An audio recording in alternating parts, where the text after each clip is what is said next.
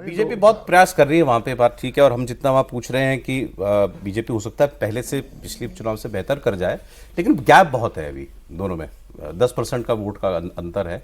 BJP वहाँ तब तक नहीं आ सकती पावर में जब तक वहाँ का हिंदू बनकर कंसोलिडेट होकर वोट नहीं करता। इस पर वो वैसा माहौल बीजेपी बना नहीं पाई है। एक बात है इस पर थोड़ा सा, यहाँ दिल्ली पुलिस में एक सेल होता है, बांग्लादेशी सेल, वो एडवोकेट है, उनको जानकारी होगी।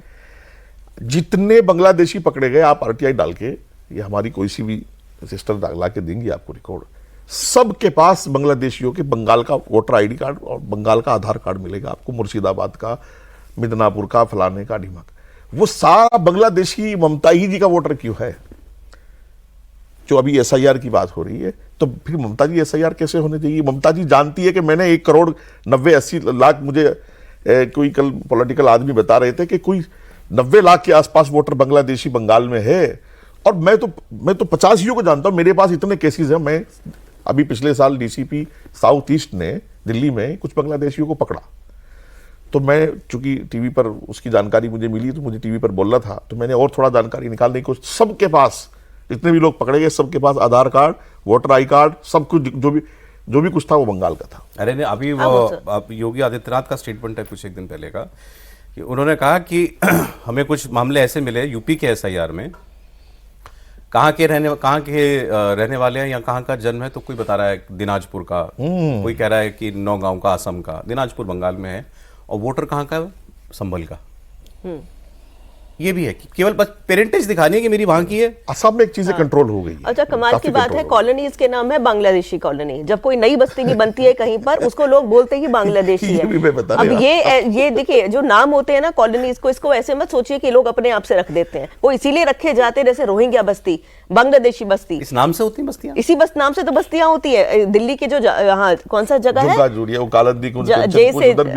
ओके सॉरी, बहुत सारी जगह पर है, एक नहीं है, सबको पता है कि यहाँ यही, हाँ, वो उसी कॉलोनी, उसी नाम से वो कॉलोनी मानी जाती है। कि मान लीजिए अगर कोई पाकिस्तानी हिंदू बस्ती है, क्योंकि मैं वहां जाती हूँ तो जैसे पूछते हैं कि वो मोहल्ला कहाँ है, क्योंकि वो बस्तियों के बहुत स्पेसिफिक एड्रेसेस नहीं होते ना, तो लोग ऐसे ही बताते हैं वो पाकिस्तानी मोहल्ला वहां पर है, पाकिस्तानी मोहल्ला के नाम से जानते हैं। तो बांग्लादेशी मोहल्लों के नाम से तो गुड़गांव में, दिल्ली में, नोएडा में, हर जगह बस्तियां बसी हुई हैं। वहां के लोगों से पूछो, लेकिन उनके पास सारे आधार बंगाल के।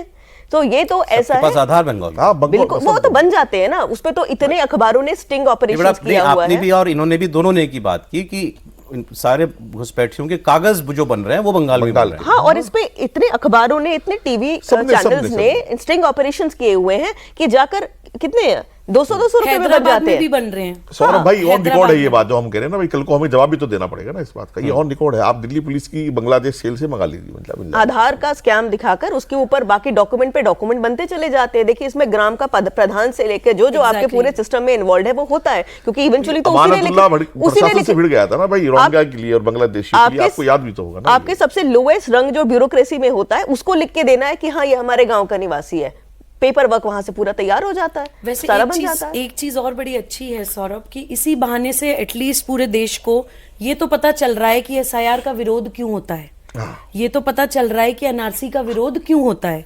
क्योंकि विरोध इसलिए होता है कि सिर्फ वोट के लिए ही नहीं, देश के विभाजन के लिए भी एक बहुत बड़ी पॉपुलेशन को एक डेमोग्राफी इम्बैलेंस भारत में करने की साजिश रची जा रही है, और वो पर्दाफाश ना हो जाए, इसलिए एनआरसी जैसी चीज का विरोध होता है, जो पूरी दुनिया में हर देश में है।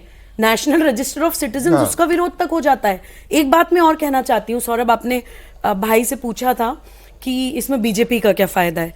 देखिए, मुझे लगता है फायदा नुकसान तो नहीं कहा जाए, लेकिन मैं ये जरूर कहूंगी कि बीजेपी से गलती होती है कि शॉर्ट टर्म बेनिफिट के चक्कर में कई बार लॉन्ग टर्म नुकसान हो जाता है। कई बार हमें ये ओवर कॉन्फिडेंस होता है कि ये छुट भैया हुमायूं कबीर क्या ही कर लेगा, उछल रहा है, इसको उछलने दो। लेकिन ये कई बार ये छुट भैये और कहते हैं ना फुटकर राजनीति करने वाले लोग देश का बहुत बड़ा नुकसान कर जाते हैं, मासेस के इमोशंस को इंसाइट करके। नए मुद्दे तो हम झेल लेंगे, नए मुद्दा कोई भी आ जाए, वी विल सॉल्व इट, लेकिन बाबरी जैसा मुद्दा देश में दोबारा नहीं उठना चाहिए।